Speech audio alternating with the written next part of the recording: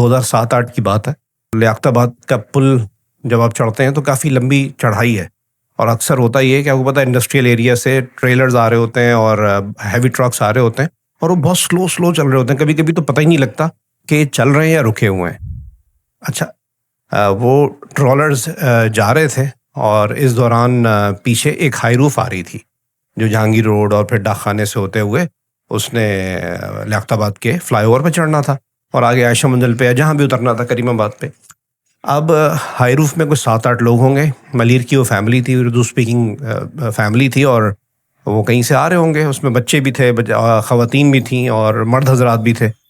Driver تھوڑا ہوشیار تھا، اس نے آگے ایک ٹریلر کو محسوس کیا کہ وہ پیچھے آ رہا ہے، ریورس آ رہا ہے اور چڑھائی پر ہی آ رہا ہے.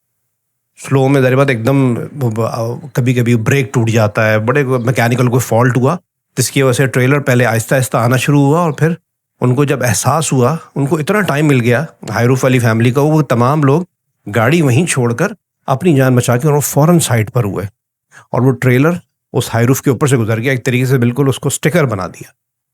یہ وقوع ہوا. اب اس وقوع کے بعد آپ کو پتہ ہے جو روایتی طور پہ کہ کسی بھی شہر میں، خاص طور پہ کراچی میں، کہ اس ٹریلر ڈرائیور اور کلینر کی خوب دھلائی ہوئی، اور اس دھلائی کرنے کے بعد اس کو مار پیٹ کرنے کے بعد اس کو پولیس کے حوالے کر دیا گیا.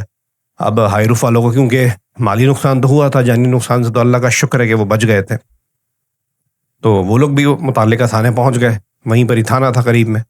اب تھانے میں بحث یہ ہو رہی ہے کہ ہمیں اس کی جو ہمارا مالی نقصان ہوا ہے اس کی بھرپائی کی جائے، اور ہماری جان بچ گئی ہے اور اللہ کا شکر ہے، چلو جو بھی ہوا ہمیں کم از کم ہماری گاڑی کا جو بھی معاملات ہیں اس کو سیدھا کیا جائے، اس کے پیسے دیے جائیں.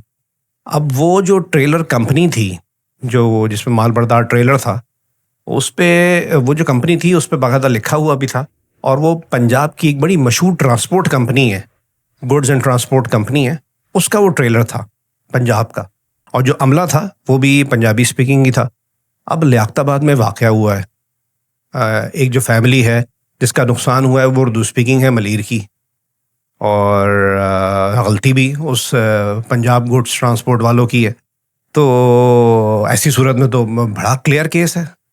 تو وہ بڑے کانفیڈنٹ بیٹھے ہوئے تھے تھانے میں کہ ہمارے تو پیسے مل جائیں گے ابھی تھوڑی دیر میں. پنجاب گوڈز ٹرانسپورٹ، یہ جو بھی ٹرانسپورٹ والے ان کی کمپنی کے لوگ آئیں گے، اور کیونکہ ڈرائیور کے ذریعے فون کروا دیا گیا تھا، اور ٹریلر پر چھڑوائیں گے، عملے کو بھی چھڑوائیں گے، اور ہماری جو مالی نقصان ہوا ہے وہ اس کی بھرپائی کر کے چلے جائیں گے.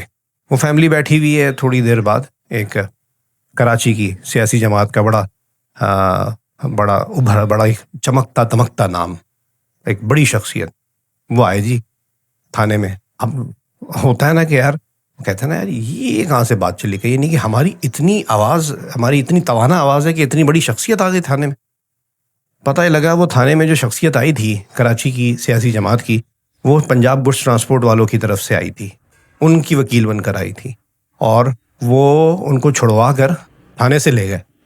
اور یہ لوگ جو اردو اسپیکنگ فیملی تھی، باقی لوگ تھے، وہ شکل دیکھتے رہ گئے.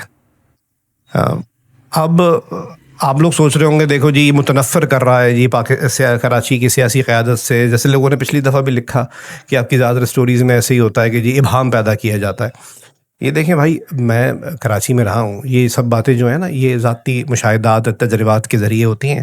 اس میں جو لوگ ہیں ہم لوگ جانتے بوجھتے کبھی کبھی کچھ ریالٹیز کو ایکسیپٹ نہیں کرتے.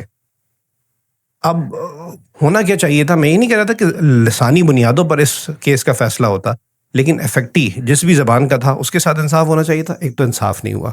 دوسرا 90s میں جب ہم اسکول میں تھے تو براؤن کلر کی نا بختر بند رینجرز کی گاڑیاں آتی تھی اس زمانے میں کہ جی پنجابی فوج اور فلانا، وہ ایک نعرہ لگتا تھا، کی قیادت لگواتی تھی، اور کے بیچارے لڑکے تھے اس کا جواب دیتے تھے کہ ایک گاڑی میں کتے بند، نام ہے اس کا بختر بند. پاکستانی افواج سے متنفر کیا گیا ہماری یوتھ کو، کراچی کی یوتھ کو، اور اس کا نقصان ہمارے ہی لوگوں کو ہوا. پاکستان کو کوئی نقصان نہیں ہوا، نہ ہو سکتا ہے. یہ جو قیادت ہوتی ہے نا، یہ کسی بھی طریقے سے، اب تو ہمارے دماغوں میں بھر دیا گیا تھا کراچی میں. ہم ان چند فیملیز میں تھے جن کو ان کے ماں باپ نے اپنے تربیت کے ذریعے اس نفرت کے گیم کا حصہ نہیں بننے دیا، لیکن جو لوگ بنے انہوں نے نقصان اٹھایا. آج بھی جب میں کامنٹ دیکھتا ہوں، یہ جو قصہ سنا رہا ہوں نا، میں آج بھی دیکھتا ہوں یہ ایلیمنٹس لوگوں کے دماغ میں، اور وہ اپنے ینگ ایج میں ہیں یا مڈل ایج میں.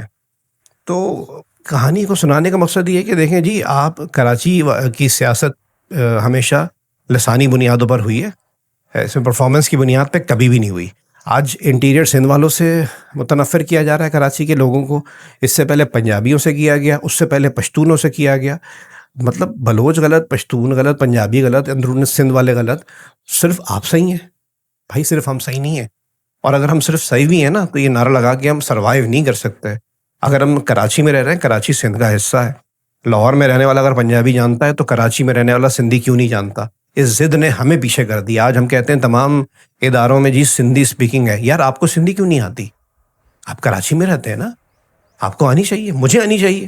مطلب میری سندھی ہیو بولوڑا آئے ہیو بھت آئے تک پہ آ کے رک جاتی ہے، کیونکہ نائنتھ کلاس میں یہی پڑھا تھا ہم نے. تو میرا مقصد یہ ہے کہ گھر پر ہوں، محلے میں ہوں، شہر میں ہوں، جڑ کر چل سکتے ہیں. توڑ کی جو سیاست ہے نا، وہ سیاست کرنے والے آج آپ دیکھ لیں، جنہوں نے توڑ کی سیاست کی کراچی میں، کہ بانٹ کے رکھا، آج ان سب کے بچے ہیں، ان کو وہ کہتے ہیں نا اہل زبان تھے.